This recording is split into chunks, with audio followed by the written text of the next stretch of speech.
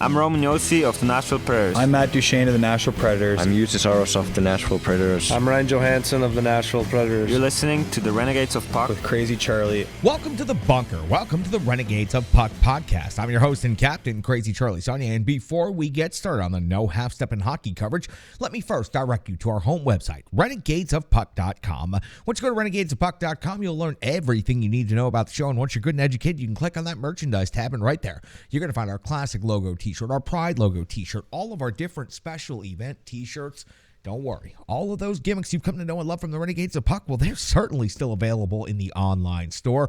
Throw pillow, socks, wall art, bed sets. It doesn't matter to us. You can outfit your entire home and your entire body. As a matter of fact, we like to say that we've sold out so that you can buy in. Social media is of critical importance to this independent hockey operation, so we would appreciate a like, a subscription, a follow in any or all of the following different ways and platforms. On social media, TikTok, Facebook, Twitter, and Instagram. Very easy to find us. Just search Renegades of Puck. You can find us on YouTube in video format. You can find our behind-the-scenes live stream on Twitch. That's where you'll see if there's any mistakes, if there ever are any second takes. You'll catch them live, and you'll also get the information earlier than any other platform. All of our different audio platforms are available to you to download our podcast. Stitcher, Spotify, Google, Amazon, just to name a couple of different areas where you can find the Renegades of Puck podcast. So we sure would appreciate if you would continue clicking, downloading, and listening to the podcast in audio form. Over 1 million downloads last year, and looking forward to far surpassing those numbers in the year 2023. So stick taps, love, and respect to each and every one of you for helping and supporting. It doesn't take you but a second, doesn't cost you a thing, but it goes a long way to helping the Renegades of Puck in this independent hockey operation. Venmo, that's how you can become a partner of the show or just make a donation. Please search Renegades of Puck on Venmo or scan the QR code that is currently on your screen. Any donation makes a big difference to the Renegades of Puck. Thanks to generous renegades like you can see the difference here in the technology, the quality, and the superiority between Season 1 and Season 2 of coverage from the bunker. New camera, new lighting, new microphone. We sure are proud to have all of these different upgrades. Thank you so much. We couldn't have done it without your support. Now, I know it's time for the no half-step in hockey coverage, but hang on a second.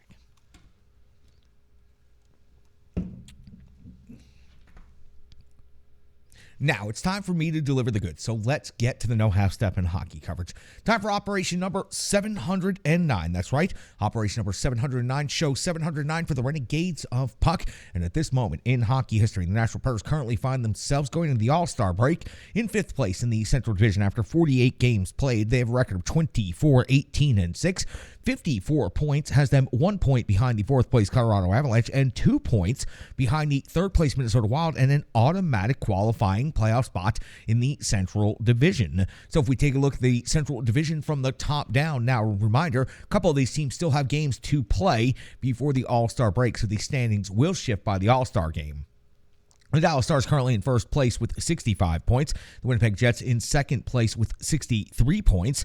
Minnesota's at 56, Colorado 55, Nashville 54, and then suddenly a drop-off. It's the St. Louis Blues have been struggling as of late, are now 5 points behind the Nashville Predators at 49 points overall. Arizona's at 37, and Chicago is at 34 there in the basement of the Central Division. Nashville Predators have played 48 games so far in the season. They have a home record of 14-7-3. When the schedule resumes, that's where the Nashville Predators will pick the action back up. It will be on February the 7th, and it will be versus the Vegas Golden Knights. Then the Nashville Predators' next game after that will be on the 11th of February against the Philadelphia Flyers. So in the next 2 weeks, the Nashville Predators will only play a total of 2 games. On the 13th of February, the Nashville Predators will be back home at Bridgestone Arena to take on the Arizona Coyotes, and then on the 16th, they'll be home against the Boston Bruins. The 18th, they'll welcome in the Florida Panthers. Now, this will be the second of 3 meetings between the Preds and the Vegas Golden Knights on this season. It was on New Year's Eve when the Renegades of Puck went and infiltrated Vegas.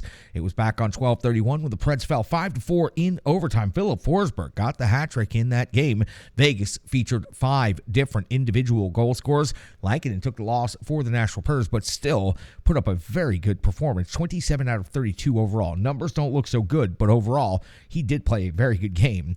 These two teams won't meet again until April the 4th. That's when Vegas will be back here in Nashville at Bridgestone Arena for the final regular season meeting between these two Western Conference rivals. The Vegas Golden Knights have 2 games to go before they reach the All-Star break, but at this exact moment, they have a record of 29-17-3. 61 points has them tied for first in the Pacific Division with the Seattle Kraken. On the road, they have a record of 15-4-3, a goal differential of plus 16. Now, let's go back and take a look at their most recent stretch of hockey. Let's go back 5 games. It was on the 16th of January. It was a 4-0 loss versus Dallas. On the 19th of January, 3-2 loss versus the Detroit Red Wings. On the 21st, a 6-2 win versus Washington. On the 22nd of January, 4-1 loss at the Arizona Coyotes. And most recently on the 24th, a 3-2 overtime loss at the New Jersey Devils.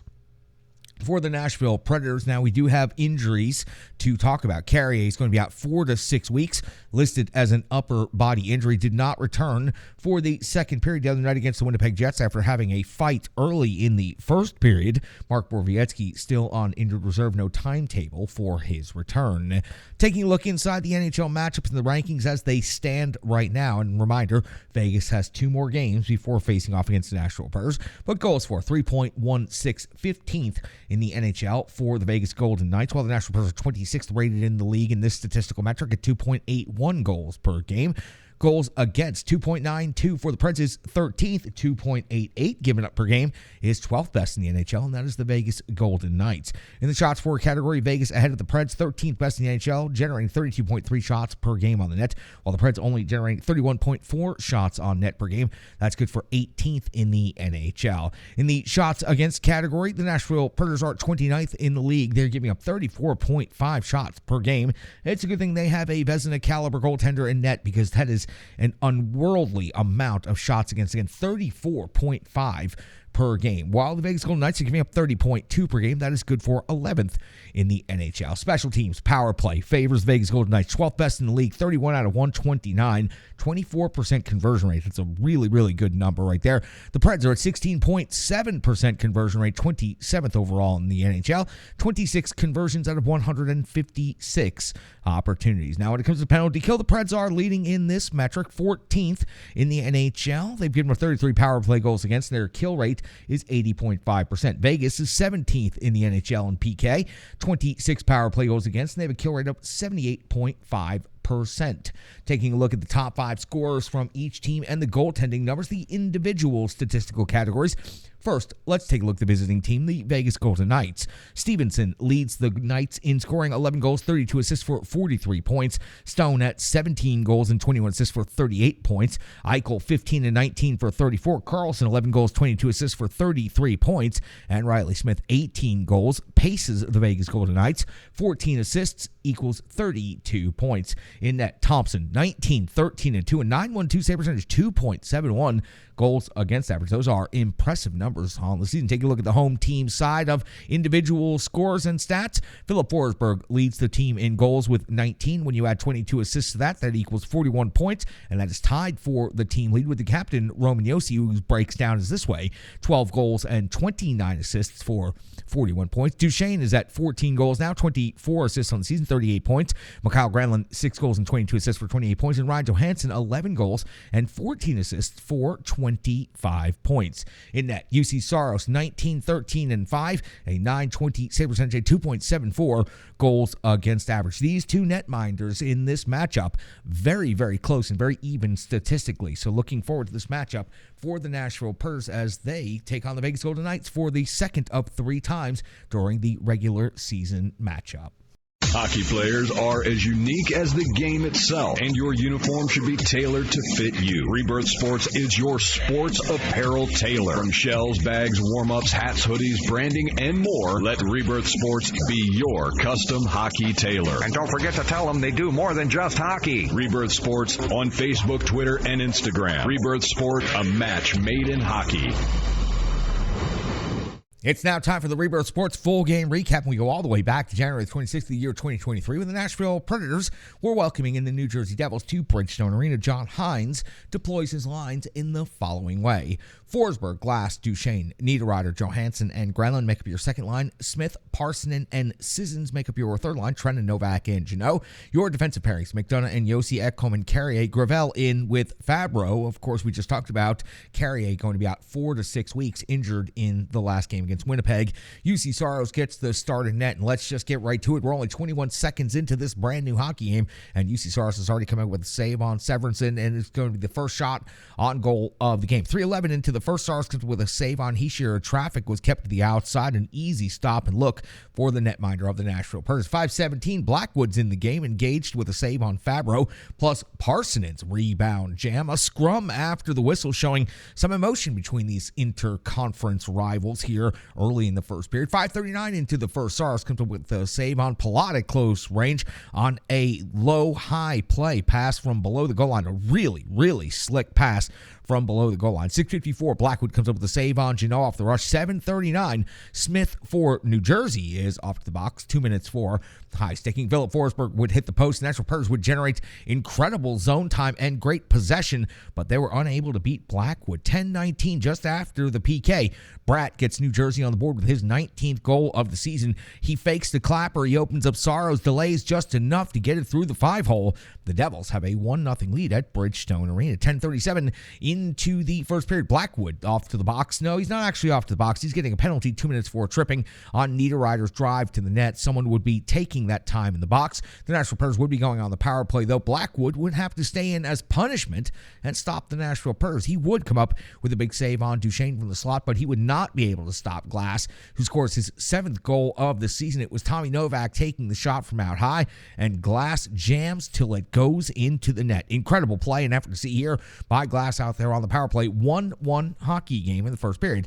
13:17 in the first period. Blackwood comes up with a save on Luzon off of the rush at 15:57. Shigovich comes up with his 11th goal of the season with a wrist shot from the left circle off of Hughes' sick feed. The Devils now have a 2-1 lead over the Nashville Predators at Bridgestone Arena, but it is going to be Cole Smith at 16:20 immediately responding, making the game 2-2 on his second goal of the season. It was just an absolute perfect deflection with the shaft of the stick while setting the screen in front of Blackwood. Parsonen was the one who released the shot that was able to be deflected in by Cole Smith. Now Cole Smith's second goal of the season, 19:53 into the first period. Blackwood has to come up with a save on Johansson on the breakaway with the end of the first period. Nashville is out shooting New Jersey 22-8. 22 shots on goal for the Nashville Predators in the first period. The game itself is tied at 2 apiece. Straight up into the second period, just 33 seconds, and Saros coming with a save on Palat. He squeezed the arm and held on to this one. 3:01, UC Saros back to work, coming up with another big save, but at 4:06, Hughes would beat Saros with his 31st goal of the season. It was a loose puck. It hit the traffic in front and finds Hughes wide open at the top of the crease. He deposits that puck into the back of the net for the Devils to pick up a 3-2 lead. Third time in this game now, the Devils have been ahead by 1. 6:42 of the second period. Bastion hits the crossbar. 8:11, Glass off the box. 2 minutes for interference. UC Saros has to come up with a big save on Palat's one-timer, and then a few seconds later, a save on Mercer from straight away in the slot. 2 really big back-to-back saves here by UC Saros. 11:21 of the second period. Blackwood comes up with a save on Luzon. At 11:33, it's Mikael Granlund's 6th goal of the season. Ties the game up at 3 apiece. It was Ryan Johansson who turned the puck over along the half while he fires the puck on net. Mikael Granlund directs the puck onto the net, and then he directs it with his skate and then puts it in off of the blade of his stick. Truly incredible hand-eye coordination right here by Mikael Granlund. You had to see the super slow-mo reverse angle replay to truly appreciate and understand all of the nuance of this goal. Mikael Granlund's 6th goal of the season ties the game up at 3 apiece. Another hard-working, greasy jam goal for the Nashville Predators. 13:23 of the second period. Blackwood comes with a save on Janot at close range. 16:19. Saros a save on Hamilton's long shot at 18:27. Saros comes up with a save on Tatar. We go to the second intermission with this game tied up at 3 apiece. The Nashville Predators out shooting the New Jersey Devils 32 18. So each team 10 shots on goal in the second period. 48 seconds into the third period, UC Saros comes up with a save right here. Then 3:23 into the third period, UC Saros comes with a save on Heischer. 5:22 of the third period. Cole Smith off to the box. 2 minutes for high sticking. Now, the Smith on each team has picked up a minor in this game for high sticking. Blackwood comes up with a save on Janot's breakaway shorthanded, but then UC Saros has to go to work, and it is an intense workload. He comes up with the first big initial save on Hughes, then has to follow it up with 4 more saves throughout this power play by New Jersey. Saros holding strong, holding the line. This game is so intense. We are headed to the back of the sheet. That's where we find at 8:49 of the third period. Matt Duchene's got his 14th goal of the season. He was initially stopped off of the rush by Blackwood, followed his own shot to the net. Jam with the backhand finish. Matt Duchene's 14th goal of the season gives the Nashville Predators a 4-3 lead in the third period. 13:24 of the third. Saros comes up with a save on Graves. New Jersey pushing hard, really generating some good offensive zone time at this point. 14:58. Saros comes up with a save on Severson. 15:41. Blackwood comes up with a save on Glass off of the rush. At 16:05. Forsberg's 19th goal of the season gives the Preds a 5-3 lead in the third period. It was Matt Duchene's pass and the spinning pass reception by Forsberg in the neutral zone that leads to the partial breakaway. So Duchene springs a partial breakaway. Forsberg finishes with the no-doubter, giving the Preds a 5-3 lead and a very, very important goal. 16:23 of the third period, Saros comes up with a save on Retterland. At 16:36, Saros comes up with a save on Holla 2 times on the doorstep, former Nashville Predator. Holla 17:46 in the 6-on-5 scenario, and it was insane out there. Mercer's 11th goal of the season makes it 5-4 now in favor of the Nashville Predators, so back to a 1-goal game. It was an absolute scramble, and I think it was the 4th attempt at the net before they could get it past UC Saros. Even though UC Saros was down, out, and out of position, he was still somehow hanging into the play until this final shot, of course. 5-4 game now with just a couple minutes to go. We're back to the 6-on-5 scenario. Forsberg's hitting the post. 19:52. Tanner Jeannot's getting the empty net goal. His 5th goal of the season. 2 goals now, 2 games. And that gives the Preds a 6-4 lead. And that would be your final score. 41-40 in shots on goal. The Nashville Predators outshoot the New Jersey Devils. So you had 10 goals and 81 total shots on goal. The home team comes back from down by a goal 3 times. New Jersey scores 1 late to make it interesting.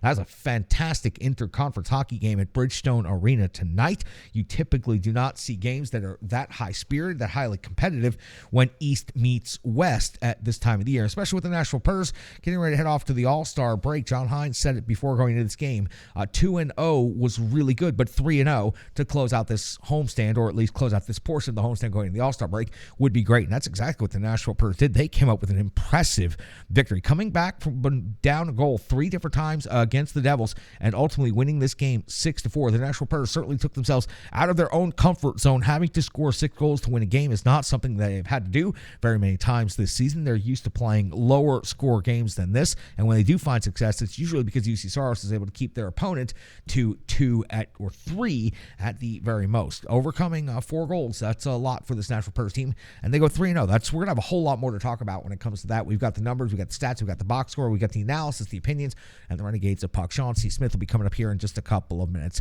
That was the Rebirth Sports full game recap. An impressive game. It was lots of fun to cover this one. New Jersey Devils, a really, really good young team with some incredible young players. And Hughes plays in New Jersey, plays right there in the top TV market in the country. Needs to have a lot more talk about him the same way they talk about McDavid, the same way they talk about McKinnon. They need to start talking about Jack Hughes because if you watch the way he can take over and dominate and control a shift and an individual play and the otherworldly skill that he has, man, what a treat to get to watch him tonight here in Nashville at Bridgestone Arena. That was Rebirth Sports full game recap. We'll be back with the Renegades of Puck and full analysis coming up in just a moment. Hello, hello, hello. I'm Tracy, owner-operator of Strong Style Fitness. And that's me and my training assistant, Rizzo. And we are here to bring you fitness that meets you where you are by offering circuit classes, bar-inspired classes, Tabata workouts, boot camps, guided stretching, and more, all taught by a certified personal trainer, me. To learn more, go to our website, strongstylefit.com. Subscribe on YouTube at Strong Style Fitness. Follow on social media at Strong Style Fit. But most importantly, let's get you moving. It doesn't matter if it's your first workout or you've been doing it for years. Strong Style Fitness has the workout that meets you on your journey and helps you along the path to a happier, healthier life. I understand where you've been, what you were going through, and where you were going, and I want to take you there. We'll see you on the mat. Mwah. UC Soros 35 of 39 in this game. And you know what? It was enough to earn the 2 points. Was it his best performance of the year? Absolutely not. But when it came to making 5 saves on that penalty kill, when it came to being there at the right moment at the end of the game, UC Soros stood tall enough to get the Nashville Predators this victory. They didn't have to rely on him solely to secure these 2 points. So for UC Soros now, off to the All-Star festivities. We wish him the best of luck. He gets a little bit of extra rest before heading off to All-Star weekend, as the rest of the Nashville Predators will do, because the rest of the league has a couple of more days to play. As a matter of fact, the league doesn't shut down until next Wednesday, and the Nashville Predators are already done and off the ice. They'll get that 5-day break before the rest of the league gets started. So for UC Soros, he picks up the victory. He's 19th of the season, a 920 save rate, 2.74 goals against average. That's outstanding. And we're going to have a where we are in the season recap coming up here in a couple of days during the All-Star break. And Nostradamus going to be back in the trenches. He's going to talk about UC Soros to sum up his season. So you'll want to tune in to the next episode for sure, as we welcome Mosh back into the trenches. Moving on with the analysis of this game, though, the offense, it was there. 6 goals. This is a team that averages 2.81 goals per game. That's 26th in the NHL. Scoring 6 tonight. Yes, empty netter pads it, makes it look a little bit better. But scoring 6 tonight, and 6 different scores, and all 6 of those different scores, all forwards. Great job by the Nashville Predators. They came through tonight, and it was an impressive overall effort. Again, down 3 different times by goal, responding, coming back all 3 times. I want to highlight, single out a couple of different players. Parsonen, again, just absolutely consistent, and he's been outstanding since he's coming up here. He's another example for all of the people who continuously complain that John Hines cannot develop youth. Parsonen now doing special things. He's only the 4th Nashville Predator in history to get to 20-plus points as a rookie. You know, he's right up there with Forsberg. He's right up there with Radulov. I forgot the 4th name. I wish I hadn't forgotten that, but I forgot to write that down. So Parsonen's doing great things. So Glass, Parson, we're talking about them an awful lot when it comes to recent stretches of hockey, and John Hines is putting them in position to succeed. Glass is on the second line. Parson could easily be back on the second line or up on the first line if needed to be. So Glass is doing great. Parson is doing great, and getting to 20 points as quickly as he has is very incredible. He's a great all-round hockey player. I've just a lot of praise for Parson as of late, because he's earned it, he deserves it, and he's a very, very good, strong hockey player on the puck. And the Preds are absolutely need that. As he gets more confidence, more experience, and you hear Chris Mason talking about that exact concept a lot on the broadcast, he is going to be a very, very difficult player to go up against. Now, unfortunately, this is not good news, and this is a tough thing to talk about. Carrier, his injury, 4 to 6 weeks, taking the All-Star break into account. That means you can lower that down to 3 to 5 weeks. That's still, we're talking about the end of February, maybe not until a week into March being back. That means, you know, one of the Nashville Predators' top 4 defensemen is going to be out until only about a month to go in the season. Carrier was playing really good hockey. He and Ekholm were becoming a really solid lockdown pair together, and this is going to be tough, especially the way he went out. Listen, instinct. Hockey players are going to respond. It was a clean hit that he was responding to, but he was responding and he was sticking up for one of his teammates. He took on an opponent in a fight that he shouldn't have, and he suffered an injury. And this is not something I'm going to criticize him for getting into that fight. He was doing in the moment what he thought was exactly the right thing, what honestly about 95% of hockey players would do, even when it's a clean hit. And I know that's something that we have talked about plenty of times before, that players in the league today overreact to big clean hits.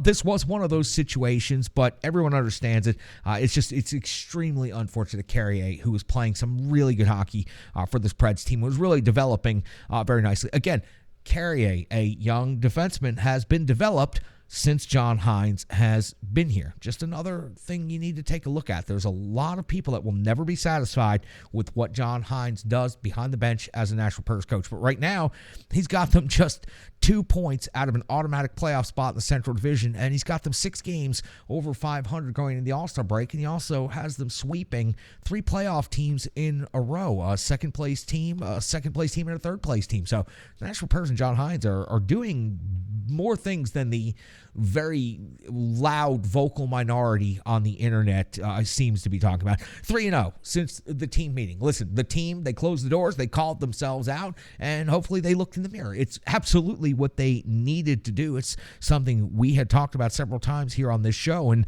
since that meeting, LA, Winnipeg, New Jersey, 3 playoff teams, 3 victories for the Nashville Predators. That means they're preventing teams ahead of them in the standings in the Western Conference in LA and Winnipeg from picking up additional points against the Nashville Predators. So this past week and going into the All-Star break, the Preds should have their heads held high. They should have a lot of confidence. They find themselves in a very good position, the best spot they've been in the standings in quite some time. 5th place doesn't sound that great, but being only 2 points out of 3rd place, 1 point out of 4th place, and starting to put a little cushion and separation between St. Louis and Arizona, this is all good momentum for the Nashville Predators. So going into the All-Star break, they should feel really good. Now, tough road still to go. It's going to be a hell of a run these final 30-plus games of the season for the Nashville Predators. But 3-0 since the team meeting, 3 very big victories, 3 very good teams came to Bridgestone Arena. And the Nashville Predators look incredibly good in stretches of these games. The 3rd period of the LA Kings game, quite a bit against the Winnipeg Jets. They were the better team for that entire game. And then against New Jersey, they were the better team for about 50 minutes of this game in total. Sean C. Smith is going to pick things up right in that exact spot right there. He also wants to talk about everything that's happened with this team since the team meeting. So I kind of teed things up for him right there. You can find his work at A to Z Sports. You can find him on Twitter at SCSNSH, and you can watch him right here on Renegades of Puck TV. He's the one and only Sean C. Smith. Thanks, Charlie. Hey, Renegades, it's Sean Smith. We're going to talk about tonight's big win over the New Jersey Devils. We're not going to get into specifics. Charlie's already given you a full recap of the game, but here's what I want to talk about. You know, the Predators had a huge team meeting. Coaches called it, players led it on Saturday. As a result, the team kind of made some admissions, took some accountability. All the leaders on the team, the members of the leadership committee, captains, assistant captains, associate captains, that entire crew. Anybody that has a voice on the team as far as leadership goes stood up and said something. Now, my site mate Alex Doherty here at A to Z Sports wrote about that meeting, what the players were willing to tell him, but not much other information was available. Although it seemed like that once those players took accountability, the team kind of made a recommitment to playing the games the way they needed to play. That loss in St. Louis was a really big turning point for the team. So what ends up happening, of course, is you have a win Saturday, and then the players had 2 big games this week, Tuesday and Thursday night, against teams that were at the tops of their respective divisions. Talking about the Winnipeg Jets on Tuesday and the New Jersey Devils tonight. Now, what's interesting about that is there's been a lot of criticism levied at this team over the season that they can't beat good teams. And of course, those good teams are the teams that year after year, when the Predators are able to squeak into the playoffs, they get bounced in the first round by those teams that end up going pretty deep into the playoffs. Last season, Colorado Avalanche ended up winning the Stanley Cup, and that's who took them out in 4 games. Now, here's the thing. The Predators, at this point in the season, are going to have to scratch and claw their way into the playoffs. And if they're going to scratch and claw their way into the playoffs, they've got to be able to win against good teams because you're going to go up against one of the top seeds in that first round. Now, with these 2 games against these top teams, Winnipeg and New Jersey, which feels a little weird saying that, but still, these 2 top teams, Winnipeg and New Jersey, this was an opportunity for the Predators to take that momentum from their team meeting and their win on Saturday to say, hey, we can play and beat good teams too, and give everybody a little bit of hope that maybe if they're able to make it to the playoffs, they can make a little bit of noise and not get bounced in the first round.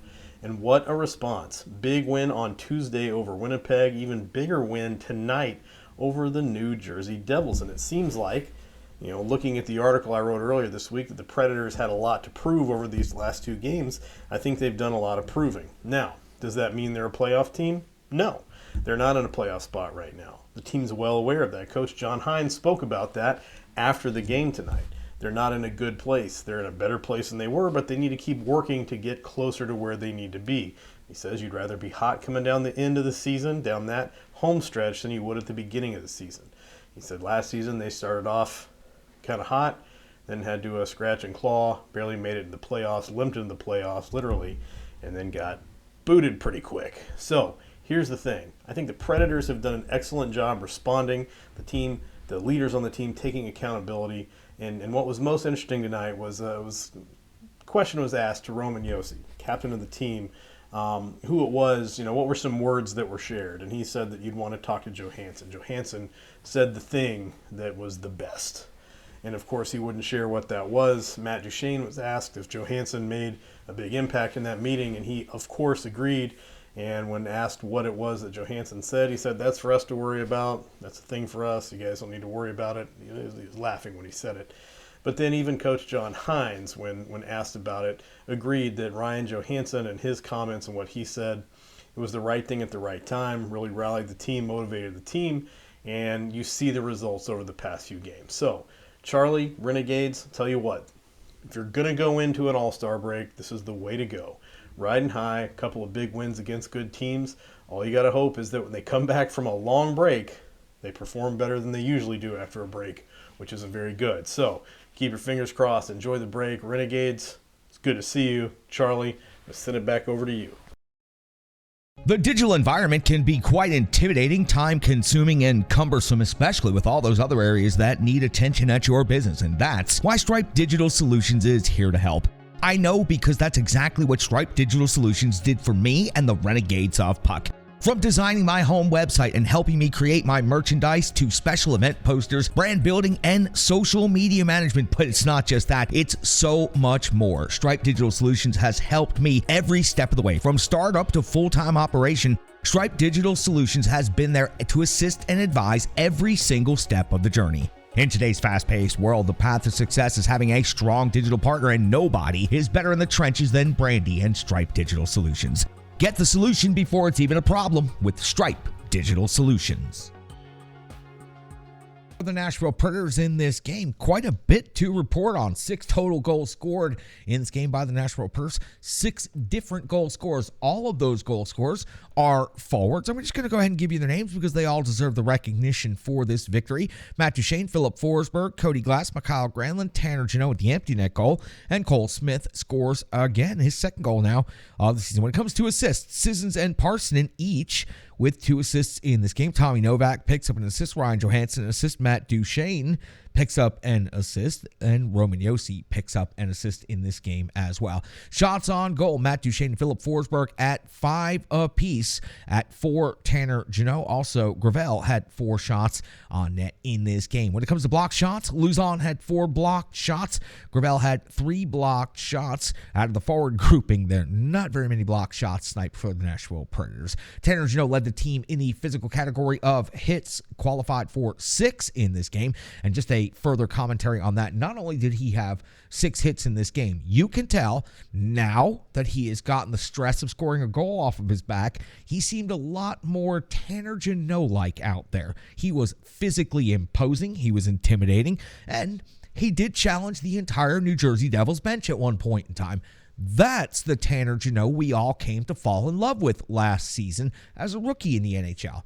Getting that goal the other night, now getting an empty net goal, challenging the Devils bench, looking for someone to scrap with all night, and leading the team in hits with 6. All good, trending upward signs for Tanner Jeannot. Now he gets to relieve some stress, take the all-star break, come back fresh, mentally, physically, spiritually, ready to make that run. If Tanner Jeannot heats up, the Nashville Predators could find themselves in a very good spot here come down the stretch of the season. So Jeannot leads the team in hits with 6. Matt Duchene, he gets the game-winning goal, and he factors in on the Forsberg goal. 20 total minutes skated in this game. The only forward to reach 20 minutes in this game. On the defensive side of things, the captain, Roman Josi, 26:05. But McDonough, again, and the reason we talk about McDonough's ice time so much is because he was expected to be second possibly third pair defenseman when he was brought in, and he was expected to help with the new young defenseman on this team and be a veteran with a lot of experience. 23-18 after following up what he did just the other night when Carey went out of that game injury. McDonough has truly been something incredible. I followed him and I've covered him and I've tracked his entire career.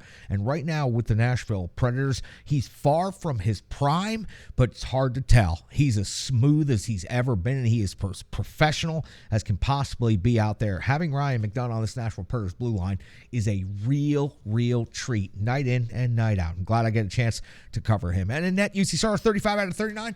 Not the best performance that he had on the season, but he did enough. He secured the victory, and he gets out of this one now 19 victories on the season. That's going to do it for the box score. Brian Baston's out of the box tonight. He'll be back in the trenches very soon. He'll be back in for the midseason recap. As a matter of fact, before we throw it to the next break, the midseason recap coming up, we're going to wait until the league gets closer to shutting down for All-Star Weekend, but we are going to have confirmed. Nostradamus will be back in to talk about UC Saros, Lankinen, and the emergence of Askarov, not just at the NHL level, but what he's doing in Milwaukee. We'll, of course, we'll have Sean C. Smith with his analysis. Brian Baston will be here and covering the numbers and the analytics.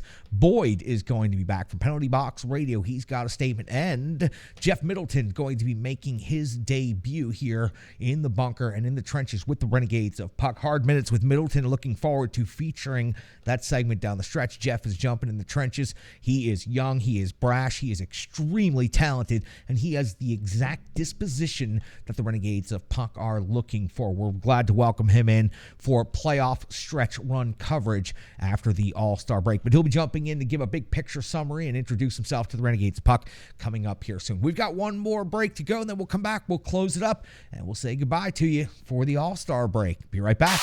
I'm Crazy Charlie Saunier, captain of the Renegades of Puck. I'm also tired of the cold, tired of the dark, and tired of being landlocked. I'm also willing to bet that I'm not the only one who could use some sun, fun, and time in paradise with friends. That's exactly why I called our great friend Pete Weber. He told me, call Ships and Trips Travel, and now we're all going to Mexico. That's right, Renegades of Puck, July 15th to the 20th of 2023. Dreams Vallarta Resort in Puerto Vallarta is the destination to hang with Pete Weber in paradise. To join Pete and the Renegades of Puck in Puerto Vallarta, go to www.shipsandtripstravel.com. That's shipsandtripstravel.com, and just click on the ROP on vacation tab. Don't stay landlocked. Join the Renegades of Puck in paradise, July 15th to the 20th, 2023 in Puerto Vallarta. Pete Weber, the Renegades of Puck, and you. It's time to ditch those skates for flip-flops and fun in the sun. It's so good to see Pete Weber back at the rink. Good to see Pete back calling games. Great to see Pete back in much better health and better spirits. Pete's so much happier when he's on the mic and when he's calling games. I know how much he was not enjoying what was going on, and it's great to have him back, and I can't wait. I hope you guys join us in Mexico. Of course, it's still a couple of months away, but listen, get yourself registered. It's a limited amount of rooms available on the trip, so get yourself registered. You just saw the commercial, Ships and Trips Travel. I had a conversation with Ships and Trips just the other afternoon. Great people. Love those guys. And please join us in Mexico. It's going to be so much fun. We'll have other announcements coming up here real soon. I already mentioned to you and kind of previewed the lineup coming up. We'll have a big picture looking at everything from the ownership to the general manager, the coaches, to the players, to the system itself. And we'll be bringing in Renegades from every corner of the great hockey universe. So we'll appreciate having each and every one of them in. Coming up, I have Spartans action. I'll be back at the Gary Force Acura Ice Arena. Nashville Spartans are back in action. USPHL hockey action. I'll be calling 4 games coming up this weekend. And at the end of the weekend, the Renegades of Puck Hockey Club make their debut. It is the first game in team history. It will be the first game in league history. I cannot wait. 13 skaters are the first roster of the Renegades of Puck. You'll be hearing so much more about the team. I'll be bringing you content. I'll get some photos from the game and a whole lot more. So we are so incredibly excited to be taking the ice. I'll be finally leading my squad onto the ice, and we'll be taking on the Mighty Drunks. That's how you kick off a new league, and that's how you start a new team. The team I won 6 Stanley Kegs with is now the team I will line up and take the opening face-off against as I lead my brand new expansion team onto the ice at the Gary Force Acura Ice Arena in Nolensville, Tennessee. Sunday night, 8 p.m. local time. Come on out, get yourself a tall, and enjoy some good hockey. Looking forward to leading the Renegades of Puck in battle. That's going to do it for this episode of Renegades of Puck TV. Operation number 709 is in the books. We sure do appreciate each and every one of you for taking the time, for checking us out on social media, for following along and watching the videos and listening to the podcast. And we sure do especially want to give a special Stick Taps love and respect to Full Press NHL. The Full Press Predators podcast is doing incredible. That is the platform we have split off and have been working with and coinciding with, and we have done some great work with them. Again, over 1 million downloads, replays, and interactions through the Full Press Coverage Network in 2022, and now in 2023, we are already off to an incredible start, and we are looking forward to our partnership and content creation being even bigger and better than it has been so far. Stick taps to you guys. I sure do appreciate all of the hard work you guys are putting in the office. Most importantly, before we head out for the All-Star break, stick taps, love, and respect to each and every one of you Renegades out there. I cannot thank you enough for taking the time. I could go through all of the different metrics. Our YouTube page has just hit another milestone. And of course, we are always looking for more subscribers. We're always looking for more viewers because we believe we can build this thing to something bigger and better than anything else that's out there. So we just hit another milestone when it comes to our YouTube page. And we sure do appreciate each and every one of you for subscribing. When it comes to the podcast and it comes to the audio version of it, we are very close to possibly by the end of January hitting our biggest single month in downloads and replays ever, but we still got to do work, Renegades. We're not there. We can't coast on this, and the All-Star break is actually coming at a bad time. I'd love to be in the trenches doing more shows. So we are close to, again, some more significant milestones. Our social media is doing good. Everything is trending in a positive direction, and that is all because of you guys. Thank you so much. I am so appreciative and so happy. And once we get the hockey team up and running, then truly my vision for the Renegades of Puck will at least be at the starting blocks. You thought I was going to say it was going to be complete and finished.